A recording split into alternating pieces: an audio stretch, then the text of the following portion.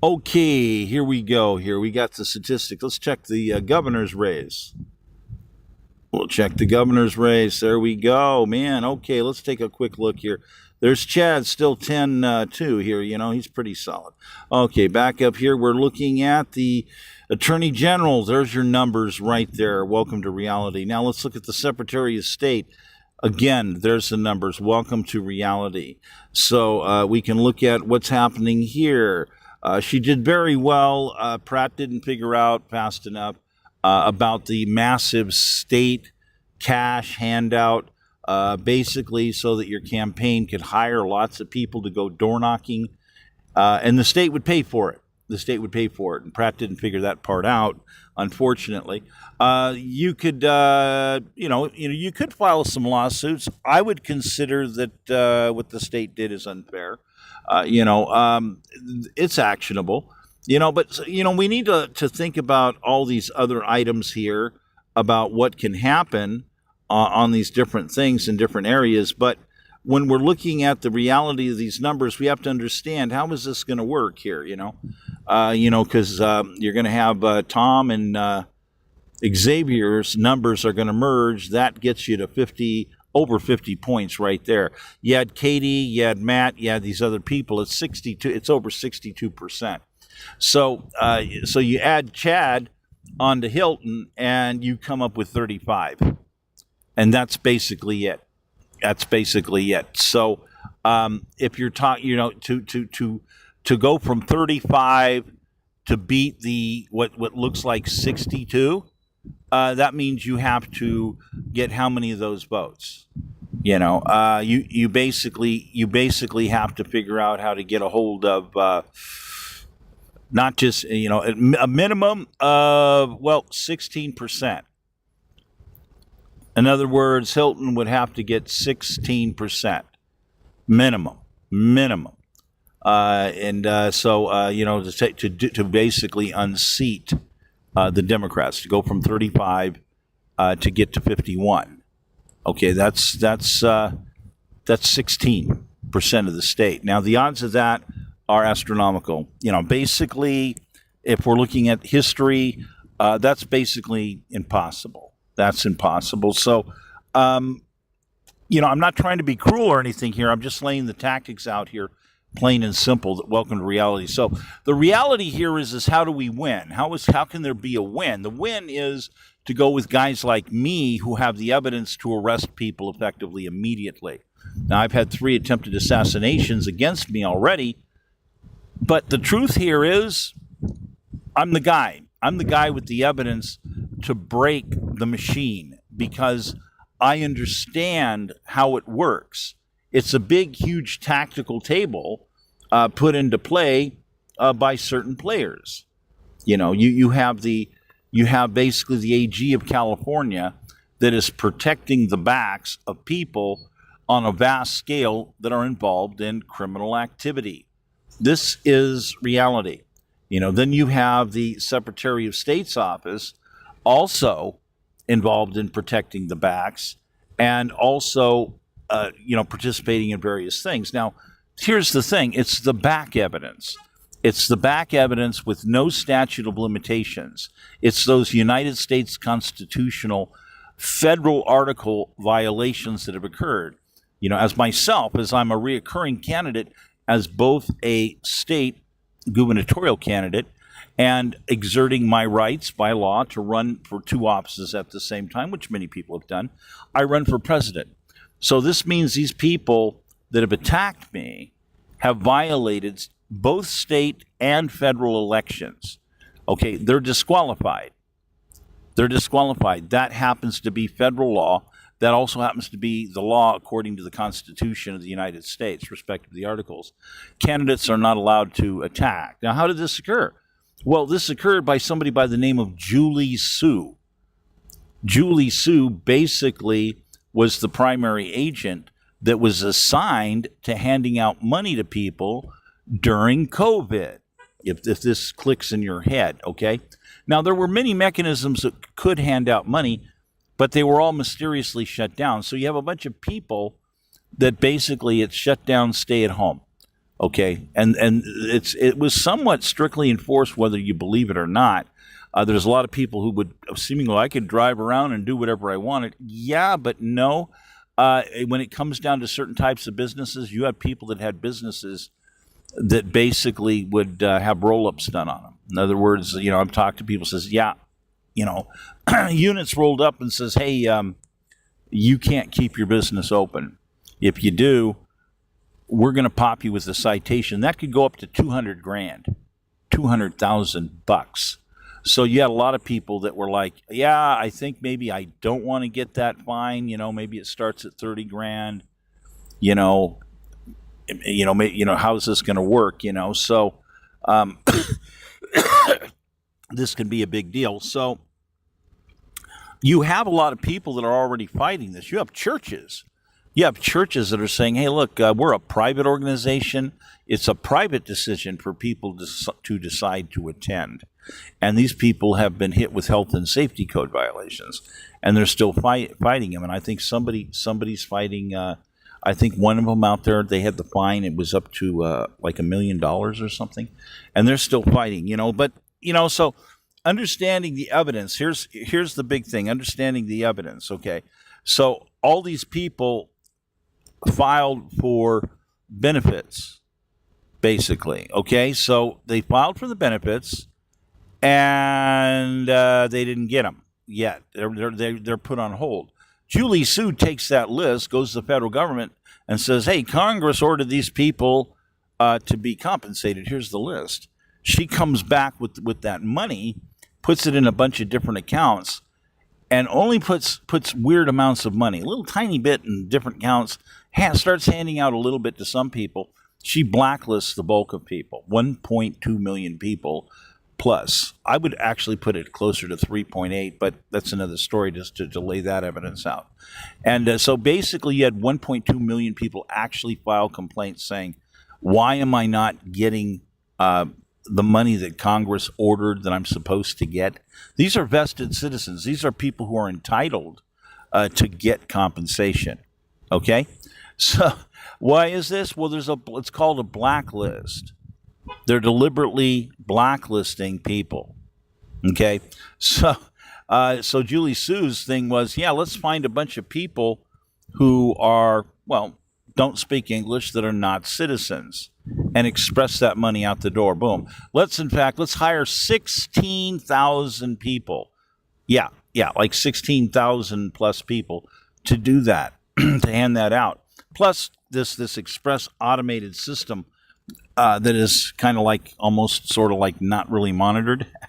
So, this happens. And then eventually you have these people again, 1.2 million people file claims and go, why isn't this happening? And out of the goodness of Julie Su's heart, she decided that she would assign four investigators, four whole people, to investigate why these 1.2 million people were not getting their money. But now there's also people who could refile. They had this thing, you can just keep trying to get through on the phones and file and find a different person to talk to. And this is like an almost endless process. Eventually I actually found somebody to finally start processing me, but see, they still reviewed and reneged on a bunch of stuff. They were supposed to give me a whole bunch of money, and they never gave me enough money to even cover the storage fees that they caused.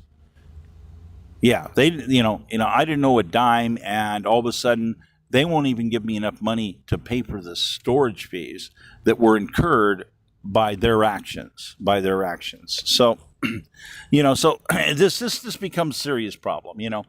There's other problems: violence coming against me, attempted assassinations. I have a whole fleet. A whole fleet gets lost. 34 vehicles end up getting lost. And the business being shut down, which means I'm not acquiring units. I was basically acquiring, it can vary 1 to 3 additional RVs per year, and these things were, going to be set up to do certain types of activities. Let's talk about that some more.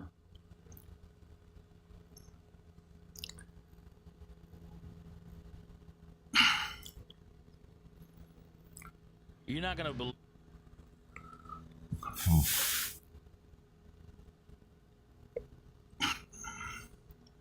So it's important to understand, basically a lot of what I was going to do basically had to deal with a series of items to deal with basically bringing the internet effectively on board vehicles and have those vehicles servicing locally in the field. See, that's the big deal, is servicing locally in the field. See, the way that works is, doesn't matter if the internet goes down, we're serving locally in the field. So this is highly important to understand, to figure out how all of this stuff works, basically, and be able to end up getting to the point where we can deal with all of this stuff. And so I'm going to run around and network a voter AI system. Yeah. So I have, I don't know, it was more than, I think, 3,800 domains that I own. And I think I made about 140 domains specific to the elections, to help fire victims, to deal with all these different ways of routing information, to help people use AI to get their various types of stories put together and condensed and prepared and moved forward so that they could get better compensation. Also pooling mass numbers of victims together so people could get together and form a new group and say, yeah, we got 10,000 of us, or we got 100,000 of us right here. There's 100,000 of us, and for some reason we can't get home loans. Well, there's 100,000 of us. Great. Okay, everybody, all you got to do is pony up $100. Okay, boom, that's $10 million. Now we're a bank. We'll just do that. We'll just make a bank, cost $10 million. We'll just make a bank. And guess what? Now we'd get approved real quick for basically, 180 to $200 million to begin the loan sequences for what? New construction. See, it's going to be new construction. And this would end up getting the federal government excited right away. Right away, they'd get excited because we would be manufacturing new houses, basically, at a wholesale rate. So you give we're going to build 70 cents on the dollar, and you're going to pay yourself union wages to do this work.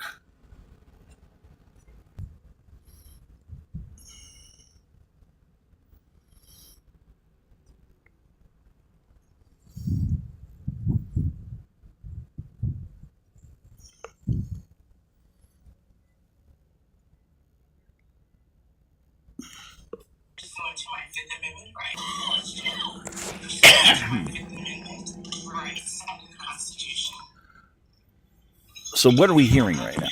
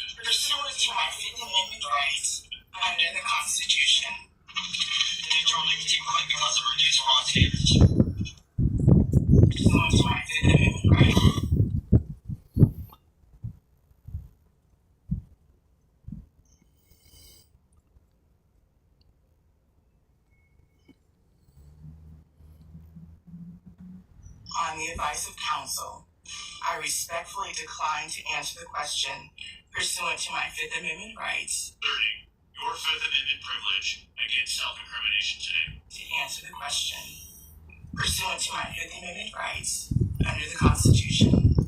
Ms. Wells Jones, I want to make clear for the hearing record, you've been asked legitimate questions that are intended to elicit information the committee has the right to have to aid our inquiry. You've refused to answer the questions. Are you formally asserting your Fifth Amendment privilege against self-incrimination today?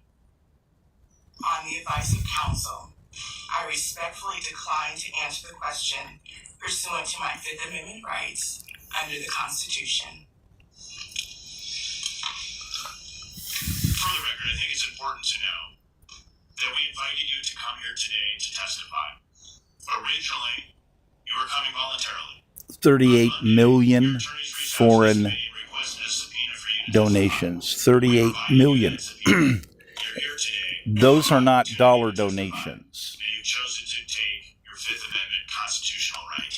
I now recognize the chairman of the Judiciary Committee, Mr. Jordan, for 5 minutes. Thank you, Mr. Chairman. Mr. Garcia, in his opening statement, said we're here because Republicans are playing politics. Let's be clear. We're here because Act Blue's legal counsel said Ms. Wallace-Jones lied to Congress, willfully and knowingly misled the Congress of the United States. That's why we're here. Oh, by the way, who was the legal counsel, Covington Burley? Who was her counsel? Dana Remus, not some Republican. She was former White House counsel for Joe Biden. That's who said that. That's why we're here. So I just have a couple questions for you, Ms. Wallace-Jones, just a couple. Your board chairman said Act Blue accepted up to 38 million contributions in 2024 that had the signs of foreign origin. How much fraud is too much fraud? On the advice of counsel, I respectfully decline to answer the question pursuant to my Fifth Amendment rights under the Constitution. How many foreign contributions did Act Blue accept? On the advice of counsel, I respectfully decline to answer the question pursuant to my Fifth Amendment rights under the Constitution. How much money did Act Blue accept from Russia? On the advice of counsel, I respectfully decline to answer the question pursuant to my Fifth Amendment rights under the Constitution. Why did your entire legal team quit? Your in-house legal team. On the advice of counsel, I respectfully decline to answer the question pursuant to my Fifth Amendment rights under the Constitution.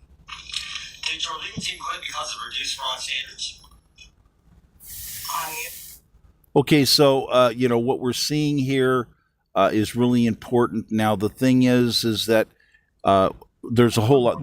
Has a simple reality. Basically, when you request for action this hour, on this date, from this woman, you run into a situation involving mass dereliction of duty. You even have these people who also, to so strong is completely undeniable. But what we actually have here, folks, is something very important to understand. Because what we have here is no elections. The state has attacked and destroyed more than 34 vehicles. 34 vehicles. You can't do billions of dollars in damage to another candidate's camp, to an archive, steal all the tools. That's treason. We don't have an election. We have a treason investigation. There is no valid election currently going on in the state of California because and these people owe me $5.2 billion, and that's not the total bill. So if I'm doing something, building assistive tooling to run around, to have dozens of RVs running around to introduce people to AI with really good prompts, really good stuff, where I'm going to run it like a constitutional alignment item to help people, to help them. These people have no right whatsoever to steal voter tooling. That's treason. Attacking archives, that's treason. Okay, people. Now, what you've just viewed is a series of just some evidence. Act Blue, that's just one company. That's just one company. There's been a lot of other companies and players that are bringing money into the country. We have, if you see these people attacking ICE violently all over the country, there's sources of money that are coming from different places. I would say probably including Act Blue. So we have people that are given specific agendas and tasked to do, including attacking police and inciting people into violence for various reasons.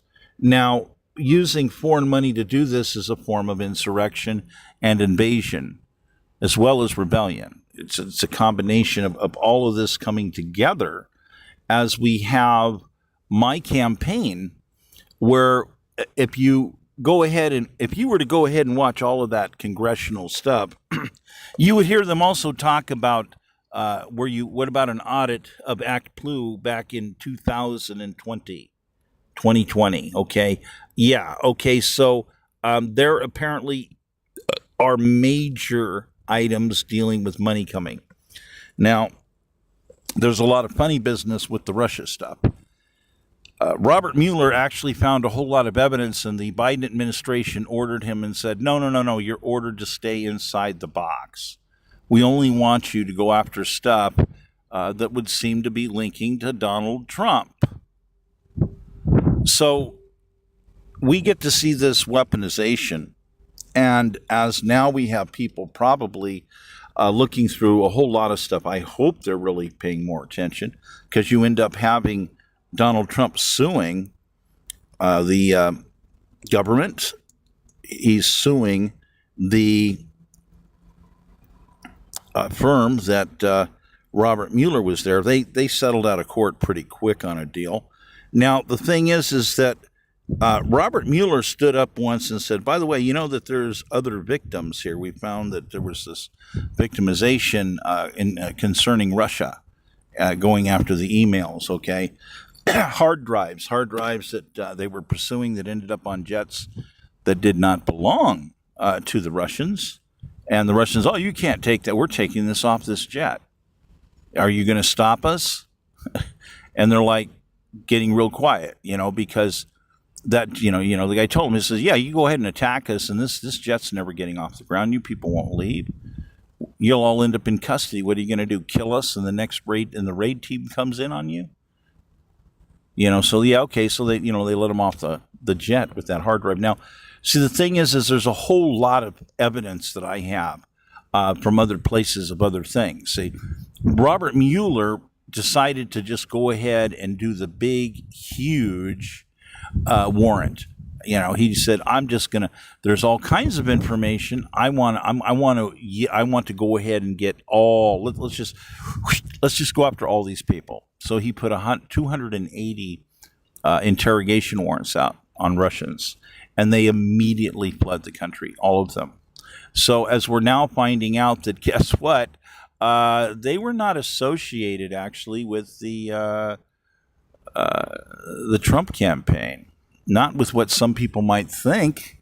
There was some other activities going on. There was other things happening. There was other candidates out there like myself coming under violent attack, getting shot at by punks. So we have this tremendous evidence area. I turned evidence over to Robert Mueller's investigators.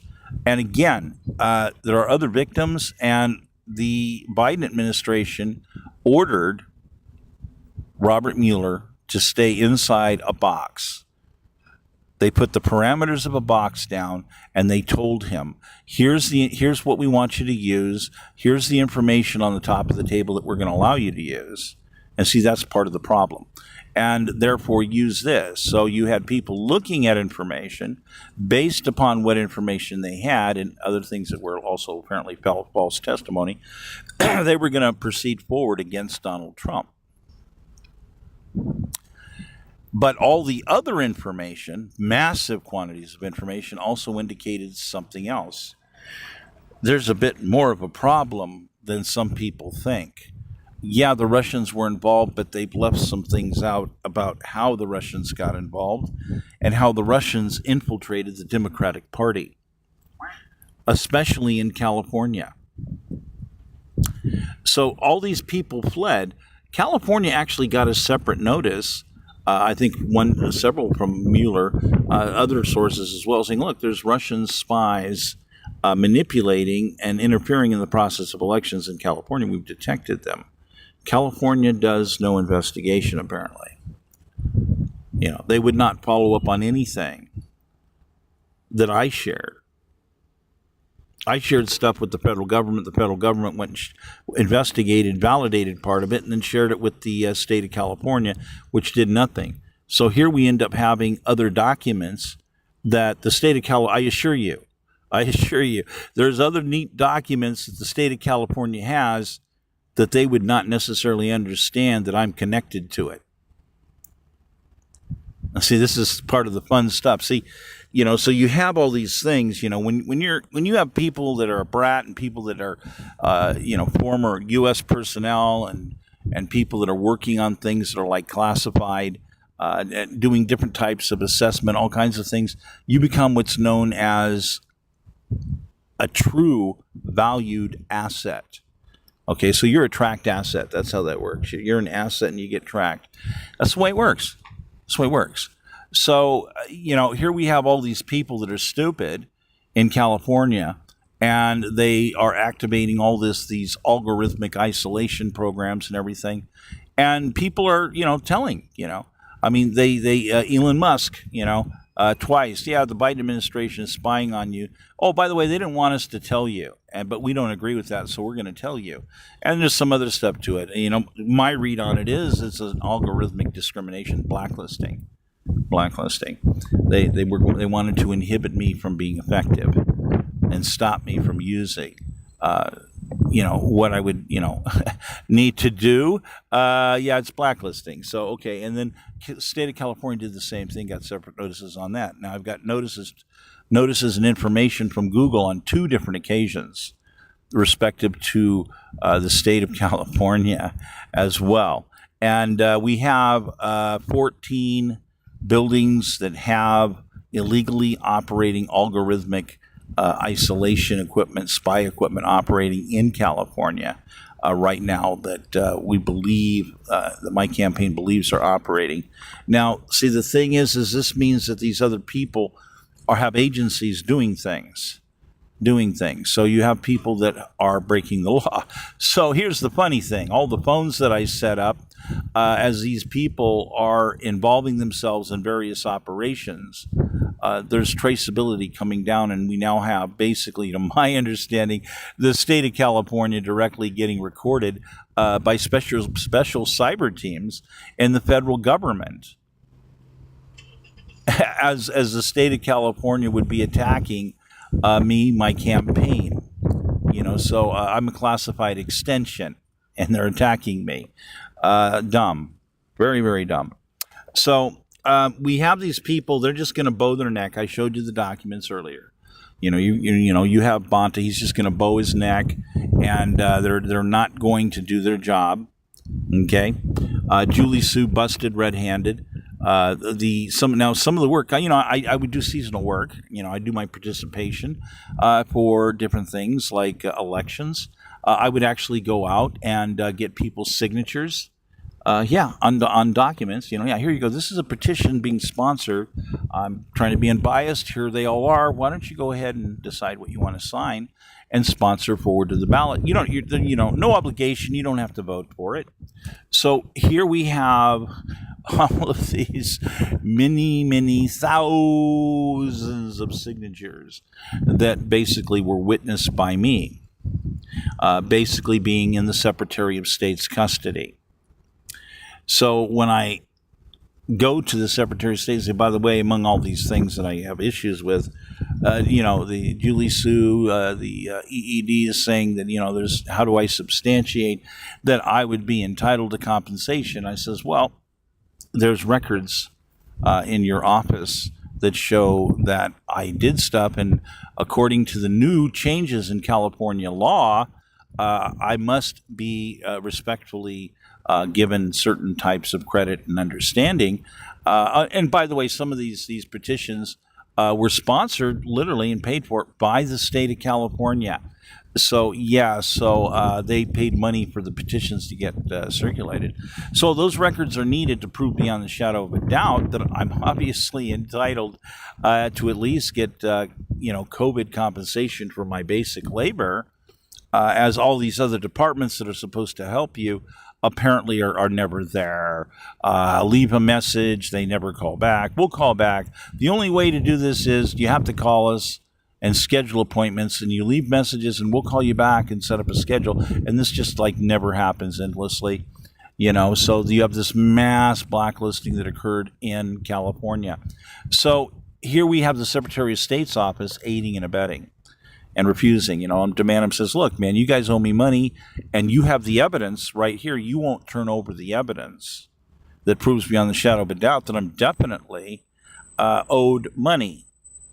And, so in other words, these people won't call up Julie Su and say, hey, what's going on? Are you going to pay this guy? This guy's a candidate. This guy's a candidate, and the state of California owes this guy money. By the way, here's some evidence, here's some evidence, here's some evidence. Not the first rodeo, here's a bunch of evidence.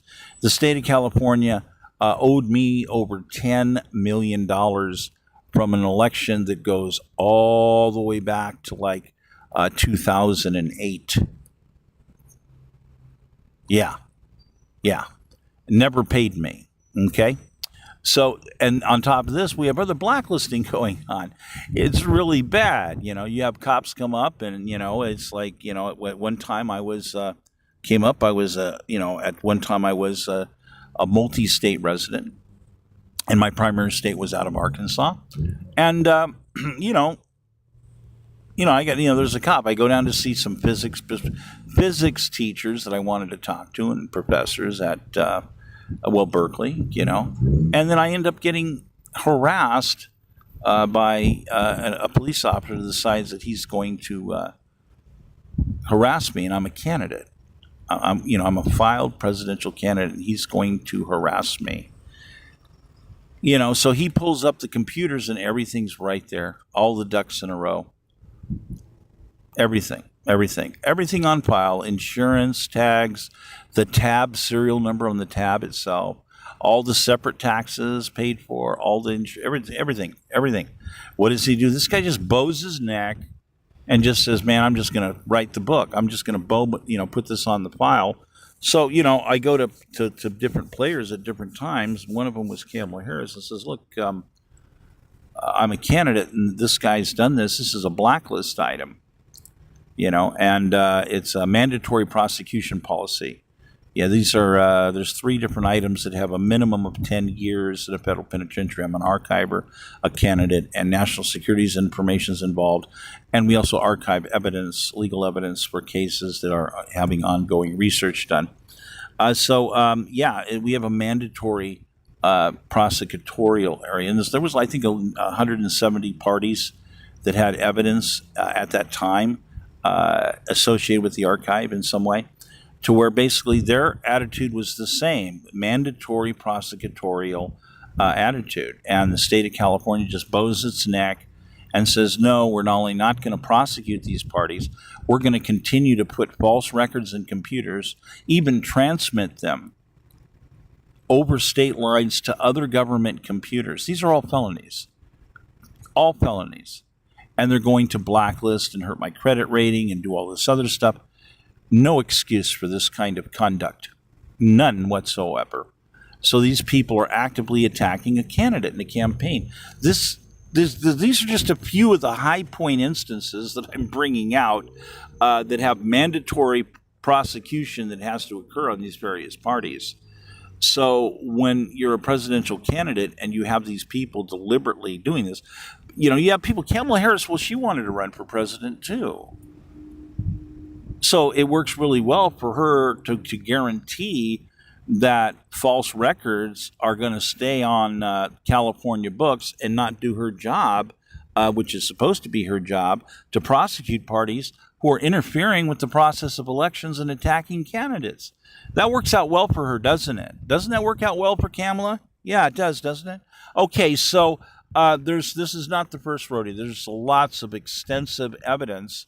It's very extensive. Now, the way that the Articles of the United States rate this, these are acts of war. The big one is the attack on the fleet. The attack on the fleet situation, this is inexcusable. This is where these people, they drown. They go underwater so far, they're never coming out. they're committing treason. They're attacking national security information. They're attacking archives. They're attacking candidates. They're attacking voter tooling, because I've also was developing and developed some already, voter tooling. That's tools for voters to utilize to assist themselves in the process of elections, their lives. These are very, very serious criminal charges. Attack upon archives. We're talking 7 overlapping various charges that are described to have originally the death penalty. This is not a game, people. This is not a game. So I'm the guy that has the most evidence out there against all these people. The articles are pretty clear, okay? These candidates, all these people associated, Julie, Sue, all this stuff, they're all associated to Gavin Newsom. He's disqualified. He's not allowed to be in that building right now. But Bonta won't do his job because he knows all the stuff comes like a series of dominoes falling. Bam, bam, bam, bam. It's an articles violation. They're all disqualified. Anybody they hired or appointed, they're all disqualified. And the way the law states it federally, it's not just one administration, it's all of the administrations that Gavin Newsom had. That's both administrations. Now we're up to 7,000 people. And because it's ongoing and connected to earlier activity that connects to Jerry Brown doing the illegal algorithmic stuff, I mean, the investigation on the evidence on this thing just explodes. It just explodes, brimming more and more and more evidence of what these people did, specifically attacking me, a candidate, attacking an archiver, attacking and violating national security, attacking and violating and interfering with the process of elections. It just goes on and on and on, So, when you got guys like me saying, look, a serious percentage of the justice system is broken, I'm very serious about this. It is, and you have guys like Chad standing up and saying, yes, the system is broken. Do you think Chad's lying? No, he's not lying. Okay, so when we have a massive amount of violence occurring, some of which occurred in Riverside, attacks on computers, theft of voter documents, theft of election documents in Riverside. Okay, so there's serious problems with violence that occurred also. Where is it connected to? Wow, it's kind of interesting because the Russians that were operating in the area, they left, they skedaddled. But there was 30 people left behind that there was partial evidence on. It was unclear whether there was enough to get a conviction, but there was definitely enough for reason to believe to continue to pursue investigations that's connected to the Russians. But again, the Biden administration says, no. We're we want you to stay in a box here. So I'm just going to tell you about certain things. So when I tell you that people have tried to assassinate me, I'm not joking. I have too much evidence on people. I can do very real damage. I have enough evidence to actually probably completely deactivate the Democratic Party in California. Completely. That's how bad it is. That's how much evidence there is. So what's the logical thing to do here, people? One would tell you, obviously, you want to roll with the person who has the best evidence. You want to protect that evidence. You want to protect that candidate. You want to protect. Because this is the material that is going to allow us to arrest and convict these people. Now, we'll talk more about this as we move along because we need to get into the activation of court sequences. I filed for these rights. There was no contest against it from the filings that went through the Secretary of the United States Senate. The material goes into the United States Archive. My understanding at this point is there is no opposition to what I'm doing. So I filed federal panel rights, candidate federal panel rights. That means I get to make courts. I get to do arrest of people, okay? Get to put them on trial, okay? So I'm expected to do what? What am I expected? To put people in panel seats, to bring in different people, different judges, and get this going. Now, what's the problem with California? Well, the problem with California is We already have a problem with judges looking at material, and they're like, well, I refuse to deal with this unless you eliminate all the criminal charges. That's not allowed constitutionally. That's not allowed. Once I have seen parties who have committed treason, I'm not allowed to let go. And you see the evidence right there. Oh, well, so the judge is trying to coerce me into dropping these very serious charges against the people in the state of California. But see, those are the charges that also disqualify them. So the state of California, regardless of how many communications, they're not interested. They can't stand up like men, like real human beings. They couldn't do this to begin with and say, okay, yeah, we see there's been a problem. We're responsible for the situation no matter what. Okay, here's some money. We'll pay you to get this stuff done and repaired. No, they don't want to do that. No, they don't want to do that. They just want to keep perpetuating more criminal activity. That shows the intent. See, it's like, if I dumb it down for you, let me simplify this here. You might feel this. I walk up to them and say, look, the Library of Alexandria is on fire. We need some water and resources. And they're like, we don't care. No resources, just let it burn. Can you feel that? Can you feel that? Can you feel that? I know that from time to time Newsom feels some of this. Yeah, he feels it. He feels the pressure coming at him. He feels it because he knows what he's involved in. He knows what kind of criminal activity he's involved. Same thing with Bonta getting nervous. He knows what he's involved in. They know that they're involved in all this criminal activity. And they know that there's people like me that have evidence against them, big evidence. So here it is, and I'm in front of the judges trying to communicate with these judges, and they're like, in their, let me speculate. I will speculate what's in the judge's brain, okay?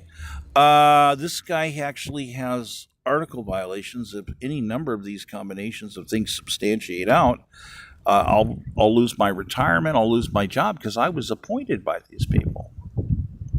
So you see the problem. So you go in and you talk to the clerk and you say, hey, look, we have to pick the judge. Oh, no, it's on a rotary. That's law. That's the way it has to work. I said, no, it's an articles violation. And we're naming parties who are also going to be removed. They're not allowed to handle the case. It's a conflict of interest. There is no more rotary. It's an articles violation. Let me choose from the list. Oh, we can't do that. We refuse to accept filing any other way. So here we have problems even in federal court. So we have ongoing death threats and actions, attempts against my life. We have burglaries going on at multiple locations, violent attacks by people. Now, where are these people coming from? And people didn't believe this stuff. They didn't believe it to begin with. And now they're starting to see it finally and say, wow, look at all these people getting paid across the country to involve themselves in all of this unpatriotic activity, including violence. Look at the violence against ICE that has been promoted upwards. Yeah, it's a big, huge tactical table play. There's a lot of, it's a complex. There's a complexity to it. In order to win, to overthrow the government, the tactic to win is to overthrow it through the process of elections by infiltrating it with immigrants. Yeah, that's part of the tactic. So, but that's illegal, by the way. You see, yeah, that's illegal, and these people are going, oh, no, but we want to do sanctuary cities. They're lying. They're participants to overthrow the government, so this is really bad. So what else do we have here now? Pursuant to my Fifth Amendment right. Why did your entire legal team quit? Your in-house legal team. On the advice of counsel, I respectfully decline to answer the question pursuant to my rights under the Constitution. Why did that look that rush? On the advice of Council, I respectfully decline to answer the question pursuant to my Fifth Amendment rights under the Constitution. What did Act Blues have for Russia? On the advice of counsel, I respectfully decline to answer the question pursuant to my Fifth Amendment rights under the Constitution. Okay, so what we got here, people, what we got here is something that's really important because we've got a whole series of things that deal with documents and evidence and all kinds of really neat stuff. And so we have all kinds of neat stuff and all kinds of violence and all kinds of historical and interesting items. And I have the best economic plan design in the history of the world, according to the largest computers out there. Yeah, I'm the world's best, apparently, at designing economies. So, gee, who wants to destroy it? Well, I want to say I'm into colonial constitutional capitalism. I'm going to build the best economy, stimulus economy. See, to me, the entire concept of taxes is lunacy. We don't need this. There's all these different stimulus ways to do things, And these people, everything's changed in the laws. These people have been lying and calling people's cars junk. In California, more than $300 million is owed in damages to people that basically were coerced out of their vehicles because these parties have been found to be lying, and it's really bad. It's really, really bad. They've been found to be lying about ascending assets because these assets were ascending year after year after year. As a gubernatorial candidate, I wanted to bring in the commemorative coins, the most aggressive commemorative coin program ever before in history. I laid it out in a former campaign all the way back in 2012. It's been a reoccurring item. Now, had people done their job, if Bonta had done his job to begin with and said that he would have no part of Julie Sue, Kamala Harris, and Governor Newsom's rebellion and coup, then I would be governor. Those parties would have been disqualified. I would be governor, and the state of California would have made more than $300 billion just off of the commemorative coin program alone. And people collectively who bought those coins likely would have made more than $1.2 trillion. Why? Well, silver went from $17 an ounce and hit briefly for a short period of time $120. Yeah, jumped over $100. So that translates out into a big, huge, massive amount of money. The state of California wouldn't be in debt. So there's this massive damage that these people have done. And it's all very actionable. Once again, I'm telling you, people, it's all very actionable. The kind of stuff that these different people did, it's actionable. And when we look at all the different violence and stuff behind the stuff that these people did, it's just amazing when we look at this stuff to understand. Okay, so there's a number of things